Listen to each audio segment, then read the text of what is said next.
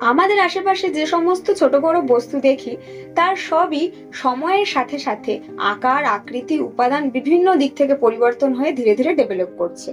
আজ থেকে কয়েকশো বছর আগে কোনো জিনিস যেমন ছিল বর্তমানে তেমন নেই।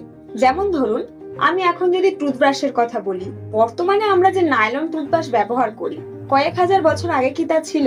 নিশ্চয়ই না। তা বলে কি তখনকার মানুষ দাঁত পরিষ্কার করতো না? অবশ্যই করত, কিন্তু কিভাবে করত? প্রাচীনকালে মিশর, ভারত, ব্যাবিলন বিভিন্ন সভ্যতার মানুষ গাছের ডালকে দাঁতন হিসেবে ব্যবহার করত। এছাড়া ছাই, লবণ, বিভিন্ন ভেষজ গুঁড়োর মতো প্রাকৃতিক উপাদান তারা দাঁত মাজার কাজে লাগাতো। এরপর আনুমানিক খ্রিস্টীয় পঞ্চদশ শতক নাগাদ চীনারা এক নতুন পদ্ধতি উদ্ভাবন করলো।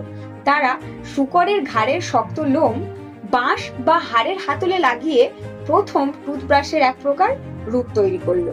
চীনাদের টুথব্রাশের এই ধারণা সপ্তদশ শতক নাগাদ ইউরোপে ছড়িয়ে পড়ে। ইউরোপীয়রা শূকরের শক্ত লোমের পরিবর্তে ঘোড়ার নরম লোম ব্যবহার করে বিষয়টিকে আরো উন্নত করে তোলে। এরপর 1780 সালে ইংল্যান্ডে উইলিয়াম এডিস প্রথম বাণিজ্যিকভাবে টুথব্রাশ তৈরি করেন।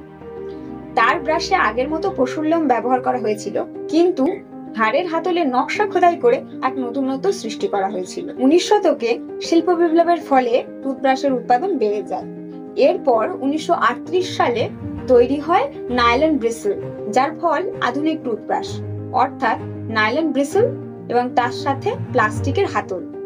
আনাচে কানাচে লুকিয়ে থাকা ইতিহাসের এমন অজানা গল্প জানতে ইউটিউবে সাবস্ক্রাইব করুন এবং ফেসবুকে ফলো করুন কাল গল্প, অতীত আজ গল্প রূপে।